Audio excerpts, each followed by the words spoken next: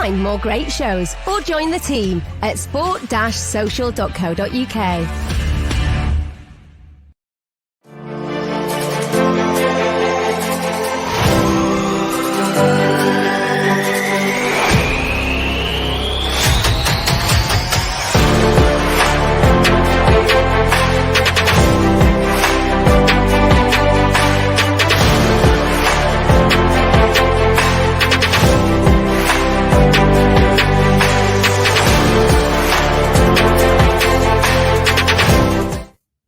Hello, welcome back to the masterclass. As you know, it's me, Haider Rubbani. I'm joined by Rob Blanchette.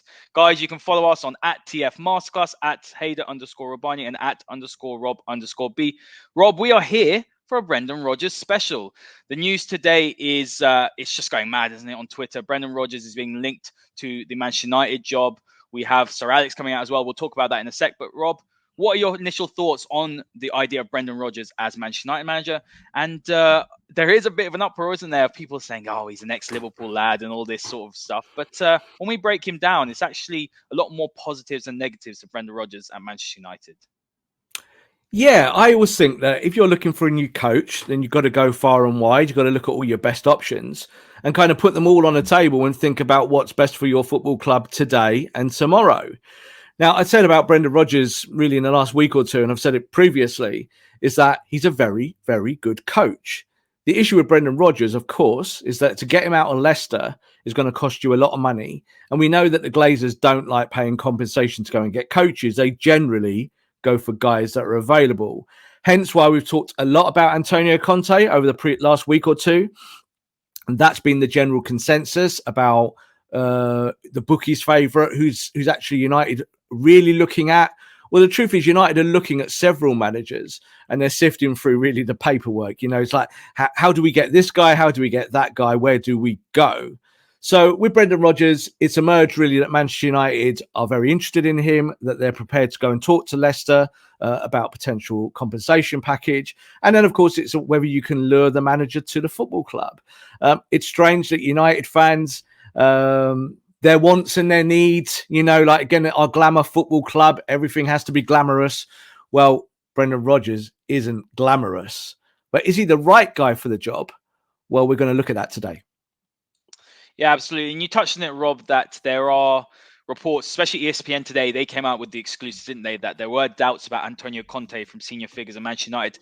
Not to do with him tactically or not to do with him as a coach. I mean, his record is exemplary, but more to do with the fact that they believe there might be temperamental issues. I mean, for me, I think that's nonsense. And I think that when you're looking and comparing Rodgers and Conte, there are obvious benefits to Rodgers, but I also feel that maybe the board are thinking, oh, well, Rodgers is an easier character to get on with.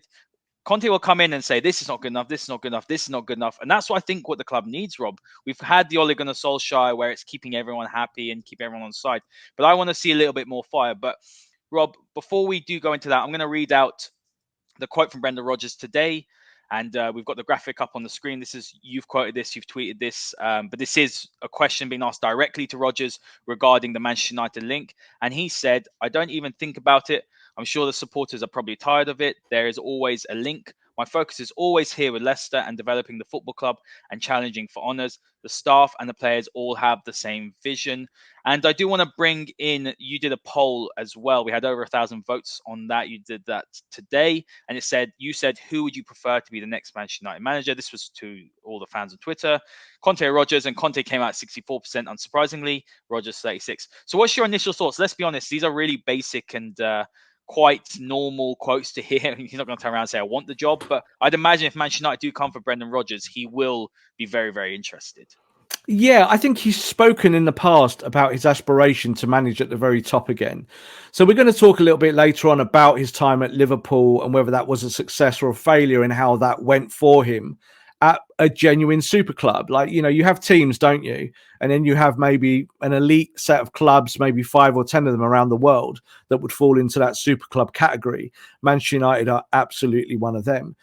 He said there with the quote that he gave at his press conference today on Friday, it was bog standard. It's what you expected. It wasn't a surprise that he was asked about it, obviously with the breaking news earlier on in the day. But also, just looking at the poll there, that poll is only like an hour or two old in terms of Twitter time. There's 1,000 people there. So it's good to kind of see what people want, because I think it develops. So, for instance, when I did a poll only a week ago, only 24% of Man United fans wanted Antonio Conte. They didn't want him. They didn't want him because he plays a system that's not very Manchester United. He's an ex-Chelsea coach. He's kind of stylistically doesn't fit what United fans generally want. Here we go a week later, and Antonio Conte is now the favourite amongst Manchester United fans. 64%, two-thirds want him at the football club. But is that just in terms of comparison to Brendan Rodgers? So you'll see some more content from us later on in the week about comparing Rodgers and Conte to other managers, notably Zinedine Zidane. So look out for that on our channel. But kind of comparing the two guys today, we're going to just focus on Rodgers and what his system is and what he does, because it's very easy to maybe pull out the points of maybe failure at Liverpool. Some people say failed at Leicester, though I wouldn't say that. I think he's had a limited budget there and he's formed a really, really good team. And Leicester are always in the conversation. And yet it was only a few days back, going days really, of when Leicester absolutely whooped Manchester United. Yeah, absolutely, Rob. I want to discuss the rumors again, or the reports that have come out again, and I do want to single out what Manchester Evening News wrote. So they said that Brendan Rodgers' chances of becoming Manchester United's boss are being talked up, and it seems he would have the approval of Sir Alex Ferguson. Now, the pair have a good relationship, and this might surprise a few United fans, but Rodgers trialled for United as a 14-year-old. And he kept in touch with Fergie as he moved into management. And Sir Alex wrote to him, after he had his sacking at Reading at the beginning of his career. So you're looking at all this. I'll be honest with you, and this might upset a few Manchester United fans, Rob, but I don't want Sir Alex Ferguson, and I absolutely love him, for that to be the reason why Manchester United signed someone. It's sentimentality again. This club has been riddled with sentimentality for me for 8 years. Manchester United should be choosing the best manager for the job. I think Brendan Rodgers is a fantastic manager. Does he close the gap at the top? Yes. Is he better than Pep and Tuchel and Klopp? No, I don't think so. And I think I'm not too sure whether he is the manager that's going to take United all the way to the trophies and to the end point. Yeah, I'm kind of akin to agree with you on the statement about Fergie. But what I will kind of point out, and I think it's really important to point out, is that Sir Alex Ferguson's got no power at Manchester United. Like, when I say no power, I mean no power. This is a board that doesn't talk to Fergie in those terms. Now, it's very easy to play the PR game when you're going to go and sign Ronaldo. It's a nice little story that they had a few texts and the boss says, come on, Cristiano, come home. It makes a nice story for a day or two, and that's that. The truth is, Manchester United do not consult Sir Alex Ferguson in that capacity.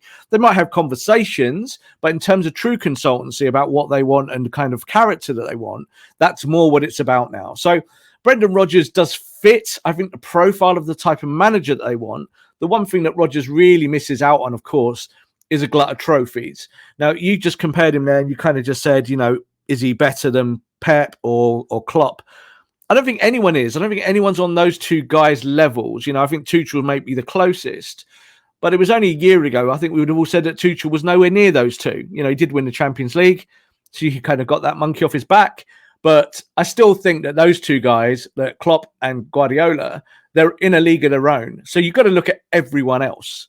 I think Conte is near there in terms of his tactical output or how he builds his teams in the short term. Is he a long-term coach? Well, we've questioned that. We said we don't know. 2 to 3 years down the line, who knows? But I think Rodgers certainly is closer to what United would want to do in terms of still pushing their academy, still pushing their agenda over the last 2 or 3 years, having a new director of football, which is obviously in place now, and having a coach that works with that. All of those things do lean towards Brendan Rodgers rather than Antonio Conte. And you mentioned Antonio Conte, Rob. On the screen, I've got a graphic, and it's Brendan Rodgers' managerial record versus Antonio Conte's. I think this is a really interesting graphic to have a look at. And you can see that they've actually managed a similar number of games. Conte's just 20 games more. But when you look down and you have a look at the goals scored, I mean, Antonio Conte is seen as a defensive manager. Brendan Rodgers is seen as an attacking manager. But you have a look at it here, and Conte's outscored Rodgers by 100. His teams have outscored Rodgers' teams by 100 goals. Again, the defense is meaner as well, about 80 goals less. And then you look at the win rate as well, 67.7% for Antonio Conte. Staggeringly good for his career. Rodgers, again, 47.8%, Rob, across his career. When you look at the clubs he's managed, is actually a very good return. And we will go through those clubs and we will look at his time there. But the interesting one is the trophies. Yes, Rodgers, you have to put an asterisk against it because he was in the Scottish Premier League with Celtic, and Conte's obviously managed bigger clubs as well, so you can have a look at he's had maybe an easier ride there. But all in all, what are your thoughts on this graphic and this comparison between the two lead runners for the Manchester United job? Well, if you were going to just pick a manager on this kind of statistical information, you're only picking one, aren't you? You're picking Conte over Rodgers. One of the things I said in our previous video was that sometimes it's not a case of picking who is right for your club or what you is your ideal coach to come in. It's about picking the best man. So this graphic would suggest that Conte is the better man, the better coach, not just because of win rate, but you look at the trophies. Obviously, Conte's trophies are bigger than Rodgers. I'm not counting any of the Scottish trophies. I'm not really interested in them. I don't think it's really applicable in today's language when we talk about football. But when you kind of look at things like goals for and goals against, I think Rodgers has obviously managed at a lower level in terms of English football and what he's done, and kind of worked his way up. He's a kind of traditional British tracksuit manager. That's what he is. But he's a guy who's got tactics. So that would lend itself to the question again of who is the guy to run your team? Who's the best manager for your club? Now, I'm talking in terms of the board. I'm not talking about you and me, Haider. It's not our opinion. It's not Twitter fans' opinion. This is about what the board are looking at. And we're trying to kind of crunch the numbers to see if it's applicable. Well, Brendan Rodgers is not a bad candidate. He's a very, very good candidate. 255 games as a coach. Also came through the system in other places, worked under Jose Mourinho, which we'll talk about a little bit later on. And when you compare him against Conte, it's not a million miles difference. What you're comparing really is personalities. Is that Antonio Conte has a reputation of being a little bit more of a divisive personality, maybe doesn't work as well with boards in real time. We've debunked some of that, but United will be worried about it because United are a very conservative board. You know, they would rather not have wars with their manager, not get into it publicly. And they would like a coach that maybe came in and was a little bit more frugal. And I think Rodgers would be more frugal than Conte. But both very, very good managers. And I think Rodgers is deserving of being linked to the Manchester United job. Both very, very good managers, and both managers, Rob, who would improve Manchester United. There's no doubt about it, in my opinion. But you mentioned Jose Mourinho. Let's talk about Jose Mourinho because he did war with the board, didn't he? And, that didn't end too well for Manchester United. But this might surprise a few fans, but Rodgers does cite Mourinho as a huge impact on his career. When he was at Reading, he was the director of the academy there, and Jose Mourinho was very fond of him, rated him very, very highly. And Rodgers did say this about Jose Mourinho, Rob, so I do want to bring this up. The quotes from him himself. He said, "I think Jose made a huge impression on me when I went to Chelsea. Along my journey, I've had a lot of mentors. That first spell when he was there, he had great charisma. He can manage that really well between management, the coaching side, and the detail of his work." I mean, look, this was peak Jose Mourinho. We didn't get that Jose Mourinho at Manchester United, and we all know what Jose Mourinho was like when he first came to the Premier League. He also said, "We were never totally aligned in terms of the way we'd seen the game, but we had a lot of similarities." That's a very interesting last line, Rob. We were aligned in the terms of the way that we've seen the game.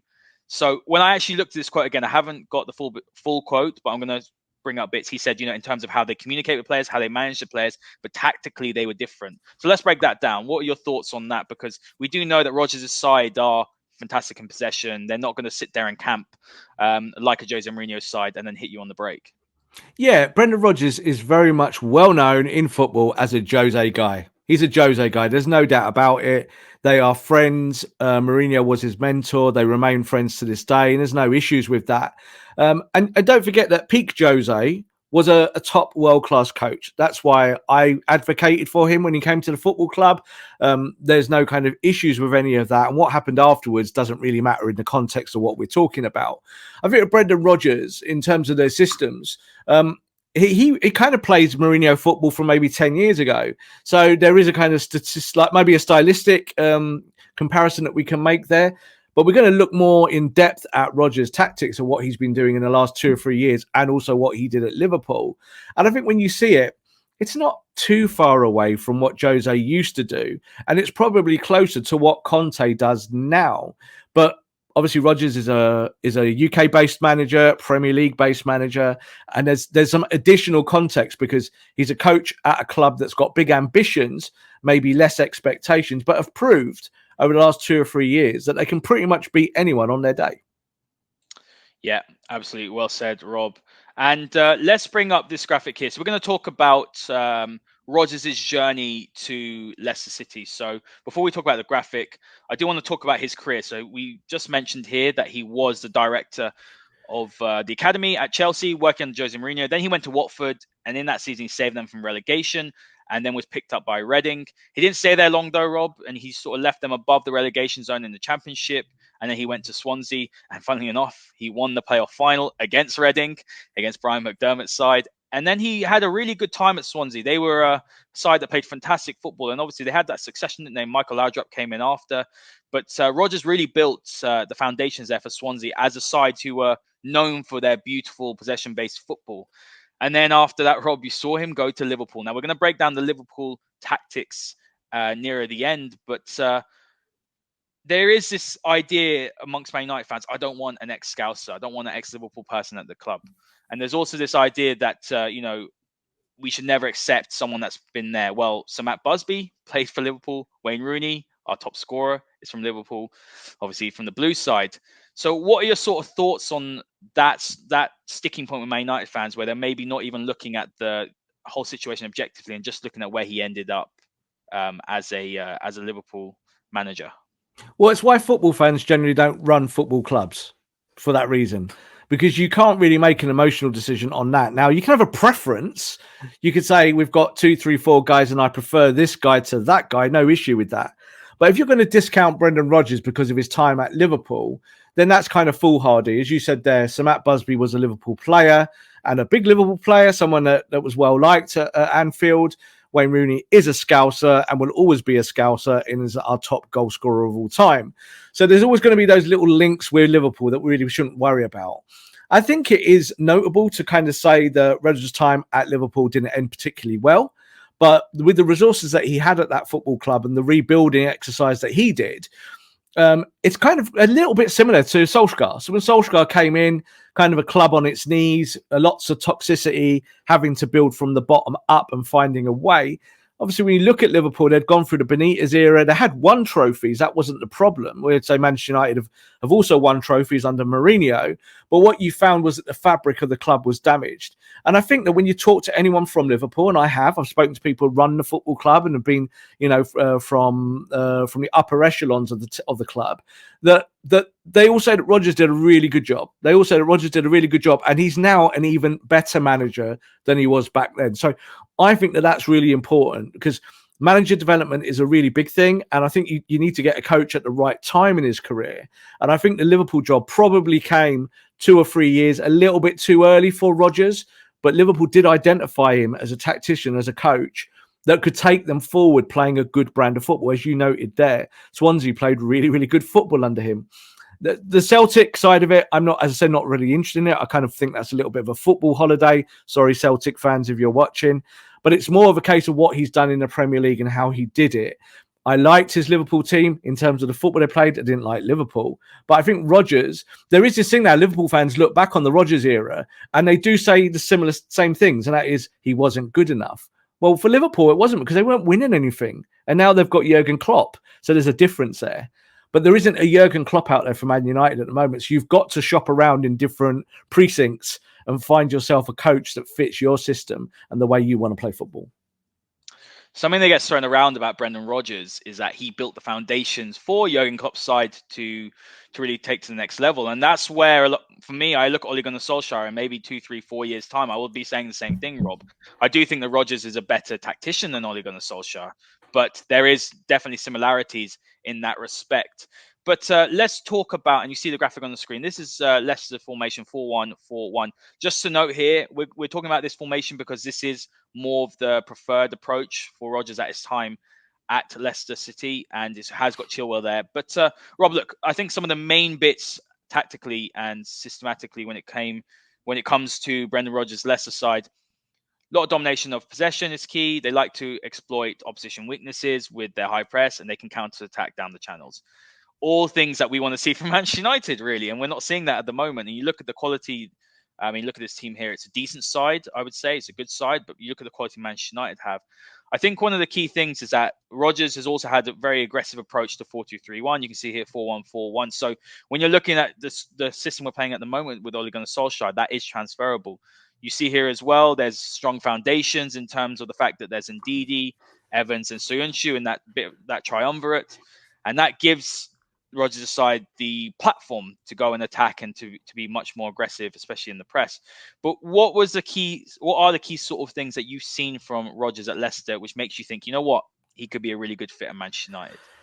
Well, one of the things that he said after his team absolutely slapped Manchester United very recently in that game at King Power was that his philosophy is about being aggressive. Like I said there, that's the philosophy of Brendan Rodgers' teams, is that he wants his teams to be set up, be organised, be defensively sound, but be aggressive, go forward, find ways to get shots off, to score goals.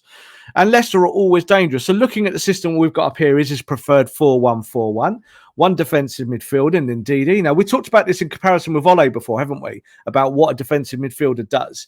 So if you've got Ndidi in there, you're going to have someone that sits in there. So it almost becomes 5 at the back at times. But it means Ndidi's got the space to just go and address any midfielders or any attackers in that zone. And when you look at the 4 and the 1 in front of him, it's interesting with the shape because it's really actually more 4-3-3. Maddison and Tielemans will drop in with Ndidi and have a kind of more of that triangle shape as you see there. And Barnes and the right winger, because Iosi is not there anymore, will go forward and kind of link with Vardy and feed him through the channels. So that's the shape, and it is an aggressive shape. You know, even though you've got a real kind of defensive kind of weight at the back there, and you should be pretty solid coming out from the back. You're going to play in the right areas, you're going to attack in the right areas, and you're going to push the ball. So he has been playing 4-2-3-1 this season, the same system as Manchester United. Is it the same?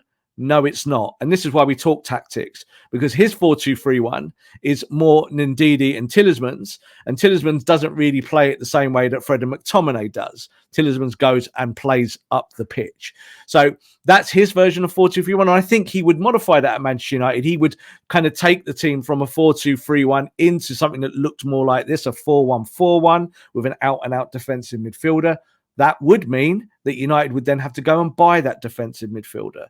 And as I've said, I think week after week for a long time, is that if United bought a defensive midfielder and paid Ole Gunnar Solskjaer's 4-2-3-1, it would kind of be a waste. You wouldn't be able to play. You'd have to play this system. And Ole hasn't shown anything that he wants to really play 4-1-4-1. That's not a system that he kind of leads towards. So I think with Rodgers, I think the personnel at Manchester United are pretty much on for what he would have. Like, you could play Bruno Fernandes in this system, you could play Ronaldo in this system, you could play Rashford wide, you could play Sancho in 2 or 3 positions here, you could play Greenwood. It's just about kind of getting the players on the pitch in the right area. You don't have that out and out defensive midfielder, but he would probably start with a 4-2-3-1 at Man United. Something I do like about Rodgers, though, Rob, is that he's tactically flexible. As we mentioned, 3 formations, and we're doing some more content later, aren't we, Rob? And we will compare him to Conte's, because Rodgers has played 3 at the back, so that's another thing. Great tactical flexibility. What I like about his Leicester side is they can do both. You know, they can counter, they can dominate possession. You know, they can. They're very well organized as well in terms of out of possession, compact. You know, and that's what we're not seeing from Manchester United. We saw the Liverpool game where United were not compact at all, and it was very, very poor. But Rob, we're going to move on now to his Liverpool team, and there's going to be a lot of size and a lot of people upset about this. But Rob, we have to talk about this side, because his Liverpool side in that 2013-14 season were runners-up in the Premier League. They scored 101 goals. United haven't hit the 100-goal barrier at all since Sir Alex has gone. And you can see here on the screen that he set up in a 4-1-2-1-2. Steven Gerrard sat in a deep position at the base of the midfield of the diamond. You had Jordan Henderson providing the energy. And then you had the creativity of Philippe Coutinho. You had Suarez and Daniel Sturridge, an incredible duo, let's be honest. And Sterling as well had a really big breakthrough season playing in just behind. What were your thoughts on the Liverpool side? I mean, look, they were devastating. They were devastatingly good. They scored a lot of goals. They weren't particularly good defensively. You look at that defense, of Sacco and Skirtle, not particularly brilliant. But what I was impressed with this Liverpool side is that the fact that they were great in possession, Rob. They were patient in their build-up as well. But they were also able to play direct because you had that pace of Sturridge and play that long ball in behind. So they had a lot of variations to their game. Yeah, it's quite interesting looking at this team because obviously it's a team I don't look at much. I know what Liverpool did back then. I was working their games and everything like that. But when you look at that team there, you can see why it failed. It's because the back four and the goalkeeper are not particularly good, are they? It's a bad back four. So this was the time, I think, when Rodgers had trouble recruiting a defender. It was something that Liverpool were not really interested in. But you look at the front six from Gerrard upwards, Gerrard, Henderson, Coutinho, Sterling, Suarez and Sturridge, and he put together that front six. Pretty good, isn't it? And it's kind of the system that if you looked at United's players, they would fit that six. United have got players to service that function. The shape is more actually 4-2-2-2, something that you see that Southampton do now. And that's a kind of very narrow system because you're not really playing with wingers. This doesn't lend itself to wing play, does it? It's kind of a defense and an attack mechanism. And this was a few years ago, so the game has changed since. But I think what it shows, again, as you highlighted, is that he's got different tactics. He can do different things. And I think at Manchester United at the moment, we're just stuck in the mud with a system that we want it to be one thing, it's actually another. And United's players are showing that they can't really break through that glass ceiling to find ways of making it work. And I think that's where Ole's downfall will be. And we'll see in the next 2 or 3 games whether Solskjaer can rescue anything from it.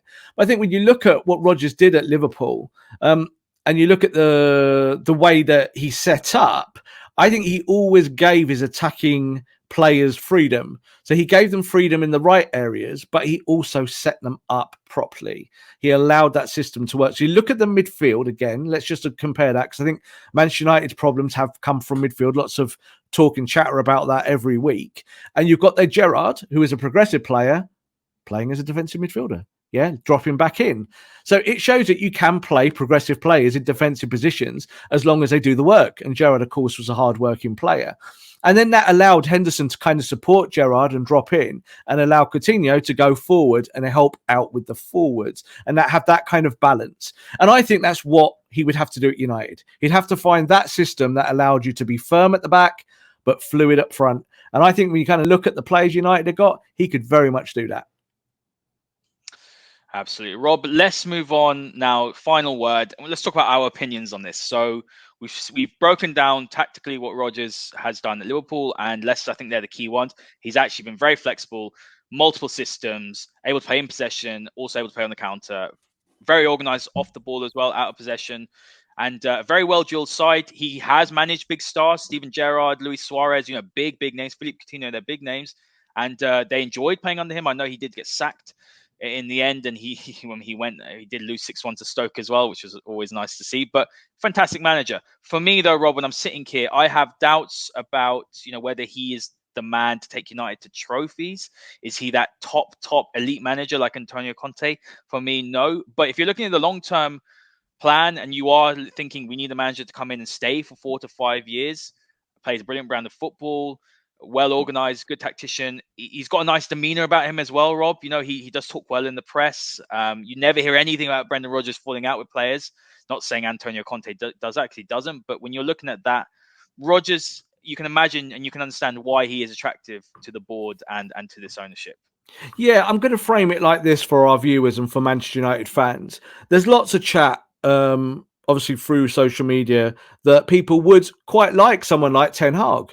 There's lots of chat that United fans would quite like a Graham Potter. They've seen bits and pieces and they go, I'd quite like that at my football club. How would that work? Well, I said before, I think let's take Graham Potter and we'll say Ten Hag as well, as we're talking about him, is that it's not that they're bad coaches. It's about whether they're ready to run a club like Manchester United. So Ten Hag is already an established world giant, but you could say that Ajax, the expectations are nowhere near what they are at Manchester United. Graham Potter's been at Brighton, Swansea, That's it. So he's been in the Premier League. He's done well. I think that Brendan Rodgers fits that middle ground. So Brendan Rodgers has already got top line experience, not just at Liverpool, but what he's done at Leicester, top 4 expectations, a team that won the Premier League not so long ago. And he has to manage that. And he still has to do that on a relative shoestring. They don't go out and buy big players. He has to develop them with his squad. He has to find a way with his recruitment team to find good players. And I think it's fair to say that his recruitment at Leicester has been phenomenal. Players that people don't know. He's brought them in from, all parts of the world and shown that their Premier League experience doesn't matter and he can find a way to get performances. So he would have an advantage if he came to Manchester United with that, because he'd have the budget, he'd have the structure. And the point you just said there as well, he has managed stars. So you could say that Graham Potter hasn't managed stars. Don't think Lamptey fits into that kind of category, does he? Or Marpay. And when you look at Ten Hag, yes, again, Ajax have had very good players. He might get a song out of Donny van der Beek, but he hasn't managed the Ronaldos of this world, the real kind of elite talents. Unfortunately, you can compare Steven Gerrard in that category for his time or when he was a player. So I think that's the kind of way you have to look at it, because if you want someone that maybe, peps the balloon up and keeps you going and keeps the project going, that is kind of has an academy focus or plays the United way, and we've talked about that a lot, then you're going to find that Rodgers is closer in personality fit to that than either Conte or Zidane. So we're going to talk in another video soon, which again, you can just see on our channel, about Conte, Rodgers and Zidane, because I think they are the 3 front runners. And it gives United a good choice, doesn't it? It gives United now a kind of a spread of who they should go for. I think Brendan Rodgers, if he got the job tomorrow, he would be an excellent choice. Now, it doesn't mean he's my number 1 choice. As I said, I would be happy with either Conte or him. But I do think that both Rodgers and Conte do stand ahead of both, say, Zidane and maybe the chasing pack of a Ten Hag or someone like a Potter. I don't think those guys are really viable as it stands. People are now wanting to talk about Pochettino and stuff like that. Again, I think that's, while he's at PSG and under contract, that's just not going to happen. But now Manchester United are knocking on the door of Leicester City, there is certainly a conversation to be had about Brendan Rodgers, because he's a very, very good coach. And I really don't look at trophy hauls when you're looking at his type of coach. I think that he could win trophies at Manchester United. I think he could make us a better team. And I think that he's an excellent tactician. And guys, thank you very much for joining us today. This is the Masterclass. Make sure you follow us at TF Masterclass. Follow myself at Haider_Rubbani, and then Rob as well at _Rob_B. Make sure to hit that like button, smash that subscribe button as well. Turn the notifications on, because we've got so much brilliant content coming out, Rob. We've got so many tactical deep dives, so you guys will not want to miss that. Have a fantastic day, and we'll see you next time. This podcast is part of the Sports Social Podcast Network.